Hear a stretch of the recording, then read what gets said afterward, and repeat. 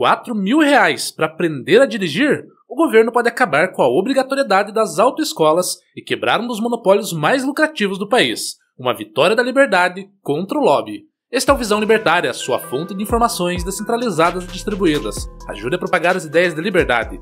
Deixe o seu like e compartilhe com seus amigos. Um artigo seu pode virar vídeo aqui também, sabia? Este artigo foi sugerido por IDP, Instituto Dupla Penetração, escrito por Sopa de Letrinhas, revisado e narrado por Gordinho Caipira. Finalmente, depois de décadas sendo obrigado a engolir um dos maiores esquemas de extorsão legalizado do país, o brasileiro pode estar perto de se livrar da obrigatoriedade das autoescolas para tirar a CNH. O ministro dos Transportes, Renan Filho, revelou que o governo está avaliando acabar com essa exigência kafkiana. Até que, enfim, alguém teve o mínimo de bom senso para questionar uma aberração que transforma um processo simples numa verdadeira via-crucis burocrática e financeira. E olha, não se iluda achando que isso é altruísmo governamental. Provavelmente, descobriram que até eles não aguentam mais esse sistema que há décadas permite que um cartel mame nas tetas do Estado para garantir um monopólio artificial sobre algo que qualquer pessoa minimamente capaz pode aprender sozinha. Vamos colocar os números na mesa porque eles são brutais. O setor movimenta até 12 bilhões de reais para atender de 3 a 4 milhões de pessoas que tiram carteira por ano, segundo o próprio ministro. 12 bilhões de reais para ensinar gente a dirigir. É mais grana que muitos países inteiros movimentam na economia. E sabe qual é a parte mais revoltante? O custo total pode variar entre 3.000 e 4.000 reais, dependendo do estado, sendo que a maior parte desse valor é embolsada pelas autoescolas. Isso mesmo, a maior fatia do dinheiro que você paga para ter o direito básico de dirigir vai direto para o bolso de empresários que conseguiram convencer o Estado a tornar seus serviços obrigatórios por lei. É o tipo de negócio dos sonhos. Você tem um mercado cativo, protegido por regulamentação estatal, onde ninguém pode competir e todo mundo é obrigado a pagar.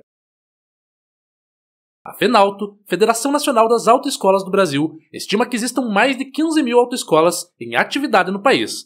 15.000 empresas vivendo de uma obrigação legal artificial. É o paraíso do capitalismo de compadrio. Enquanto os donos de autoescola enchem os bolsos, o brasileiro comum se ferra. Os próprios dados do governo mostram uma situação que qualquer pessoa com 2 neurônios já sabia. Em algumas cidades médias do país, 40% das pessoas dirigem sem habilitação. E por quê? Porque é mais barato comprar uma moto usada do que tirar a carteira. A habilitação custa quase o preço de uma moto usada. Uma aberração que só um país como o nosso consegue normalizar.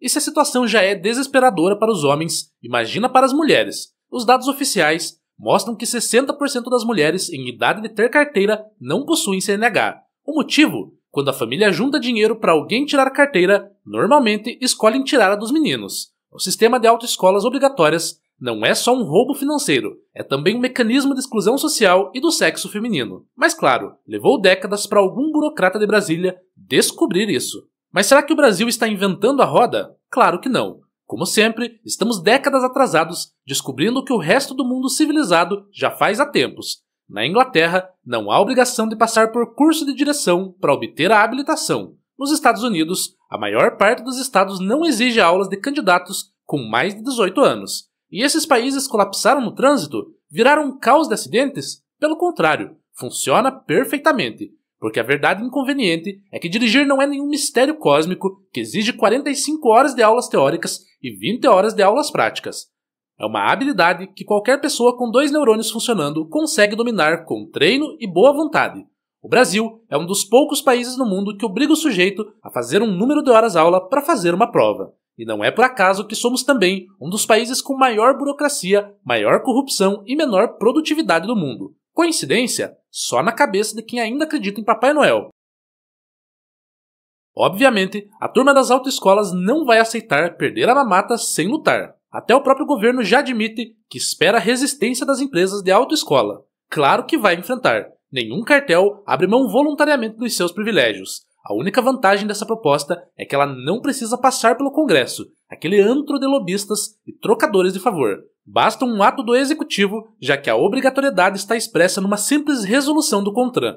É como o Uber e os táxis. Quando a mudança vem por decreto ou pela força da realidade econômica, o lobby corporativo fica berrando no vento. E sabe qual é o argumento que eles vão usar? Segurança no trânsito. Vão dizer que sem as autoescolas, o Brasil vai virar um cenário apocalíptico de acidentes. Só tem um probleminha, já somos um dos países com maior número de mortes no trânsito do mundo, mesmo com toda essa burocracia de autoescolas. Ou seja, o sistema atual não funciona nem para o que supostamente foi criado. No fundo, essa discussão sobre autoescolas é um microcosmo de um problema muito maior, a eterna tensão entre liberdade individual e tutela estatal. De um lado, temos pessoas adultas e capazes que querem ter o direito básico de se locomover sem precisar pagar pedágio para intermediários parasitários. Do outro, temos um sistema que trata o cidadão como crianças, incapazes de tomar suas próprias decisões.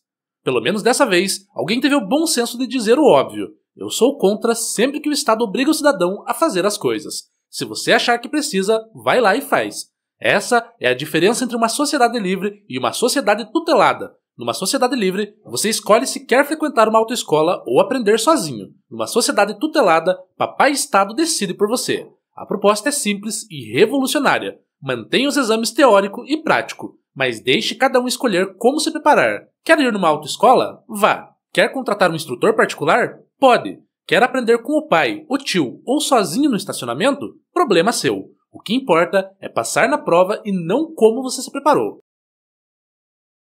Se essa medida for aprovada, o impacto vai muito além das autoescolas. Primeiro, vai liberar 12 bilhões de reais por ano, que hoje são sugados por esse cartel, permitindo que esse dinheiro seja gasto em consumo real, investimento produtivo ou poupança.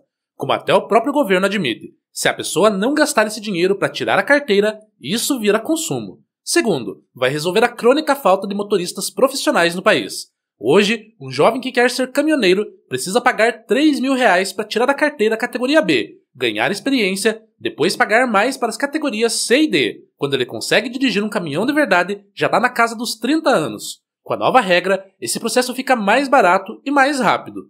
Terceiro, vai mostrar para os outros setores que é possível quebrar monopólios regulatórios. Se funciona com autoescolas, por que não com cartórios, farmácias, transporte urbano e dezenas de outros setores protegidos por regulamentação cartorial? A história das autoescolas obrigatórias é um caso clássico de como grupos de interesse organizado conseguem capturar o Estado para garantir lucros artificiais. Não é diferente do que acontece com médicos que impedem enfermeiros de fazer procedimentos simples, advogados que tornam obrigatória sua presença em atos que qualquer pessoa pode fazer, ou economistas que criam conselhos profissionais para limitar a concorrência. O padrão é sempre o mesmo. Um grupo organizado convence os políticos de que sua atividade é essencial para a sociedade e precisa ser regulamentada para proteger o consumidor. Na prática, criam barreiras artificiais de entrada, limitam a concorrência e sugam dinheiro dos consumidores através de preços inflados. Mas aqui está a boa notícia. Essas estruturas são frágeis como castelos de cartas. Basta um governante com um mínimo de coragem para derrubar décadas de protecionismo com uma canetada. E quando a mudança vem, todo mundo se pergunta: por que diabos levamos tanto tempo para fazer algo tão óbvio? Se o governo realmente tiver coragem de enfrentar esse lobby e implementar a mudança, estaremos testemunhando um pequeno milagre brasileiro: o bom senso vencendo o lobby corporativo pela primeira vez em décadas. Será que é pedir demais que isso vire exemplo para outras áreas? Imagina um Brasil onde você não precisa pagar cartório para reconhecer firma numa era da assinatura digital, onde você pode comprar remédio em qualquer estabelecimento, não só em farmácias cartelizadas, onde você pode contratar um Uber sem que taxistas façam greve e quebrem carros. Pode parecer utopia, mas a verdade é que o mundo já está caminhando nessa direção. Tecnologia, globalização e informação abundante estão tornando obsoletos os intermediários parasitários que vivem de regulamentação estatal. As autoescolas são só o começo, e talvez essa seja a maior lição dessa história. Não importa quão bem estabelecido e protegido seja um cartel, quando a mudança chega, ela chega rápido. Ontem, ninguém questionava a obrigatoriedade das autoescolas. Amanhã, vamos nos perguntar como conseguimos aceitar essa extorsão por tanto tempo. O fim do monopólio das autoescolas não é só uma vitória econômica, é uma vitória da liberdade contra a tutela, da eficiência contra o privilégio, do futuro contra o passado. Depois de décadas de derrotas, já era hora de termos uma vitória para chamar de nossa. Obrigado pela audiência. Este é um canal colaborativo. Participe você também. Cadastre-se agora mesmo em nosso site visãolibertaria.com e envie os seus artigos por lá. Os colaboradores recebem recompensas em Bitcoin. Inscreva-se no canal e clique no botão da campainha para ser avisado de novos vídeos. Até a próxima!